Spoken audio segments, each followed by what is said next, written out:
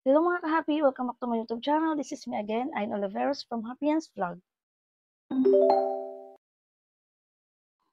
Ang video naman natin ngayon is about dito sa reward task ni Popo Live. So, kung mapapansin nyo tuwing nagsusolo live kayo is may another ping points kayong nakiklaim. So, may mga nagtatanong sa akin kung ano daw ba yun at bakit may ganun. And then, dun sa mga nagtatanong kung saan daw ba nakikita yun, is punta kayo dito sa inyong rewards or dun sa task nyo. So, makikita nyo dito mga B, ayan, yung mga pwede mong maklaim na ping points tuwing natapos mo yung solo live mo. So, sa'kin ordinary host lang kasi ako, hindi upgraded yung aking earnings. So, ang maki-claim ko lang is 1,000 ping points every 1 hour tuwing magso-solo live ako. And then eligible host daily income, ito yung kapag may na-receive kang 5,000 ping points or halimbawa nakipag-trade ka, ayan, may another 500 ping points ka. So, daily income 5,000 ping points, may another 500 ping points ka mga B. Kaya kung nakikipag-trade ka, ayan, may maki-claim ka rin na ganyan. And then dito sa isa is eligible host, live duration 1 hour. So, tulad nga nun, kapag natapos mo yung task mo, is may another 500 ping points ka. So, exclusive event task to mga B ni Popo Live. So, hindi natin alam kung hanggang kailan ito. Kaya hanggat mayroon is gawin natin ng gawin yung mga task kasi mga B, sayang po yung nakiklaim. May mga nagtatanong sa akin na kailangan din daw ba na makipag-trade para magkaroon ng 5,000 ping points para ma-claim lahat yun. So, okay lang din kahit hindi kasi yung isang another 500 is mai-claim mo naman po yung kahit hindi ka nakipag-trade.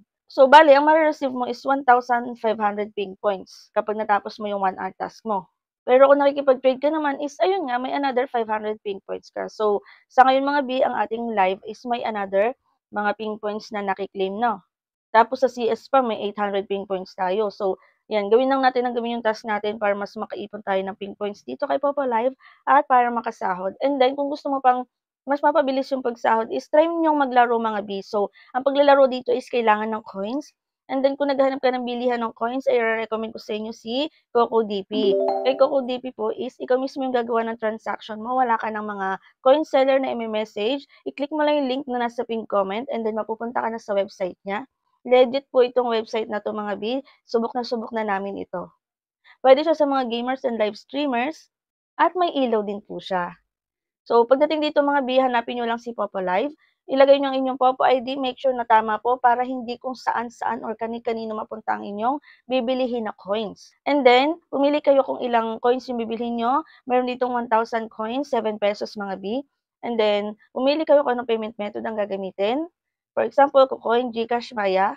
And then, ilagay mong email address and then click buy now. After niyan ay mare-redirect ka sa kung anong payment method ang gagamitin mo. At pagkatapos nun is wala pang 5 to 10 seconds, nasa Popo Live account niyo na ang inyong coins na binili. Ganun lang pong kabilis bumili ng coins dito kay CocoDP at 24/7 open po siya. Kaya kahit nasan ka man, kahit madaling araw, ay pwede kang bumili ng coins dito. Puwede niyo rin silang i-follow sa kanilang Facebook page kasi nagpo-post sila diyan ng kanilang mga pa-event, giveaways, mga bonuses. Ayan, abang-abang lang kayo diyan mga B at legit, namimigay po talaga sila ng mga coin and then mga coins, mga diamonds. Ayan, makikita niyo yan sa kanilang Facebook page. So yun lang mga ka-happy for today's video. Kung may mga tanong kayo ay puwede kayong mag-comment at kung hindi ka pa naka-subscribe ay mag-subscribe ka na para updated ka sa mga susunod kong videos. Yun lang and thank you for watching.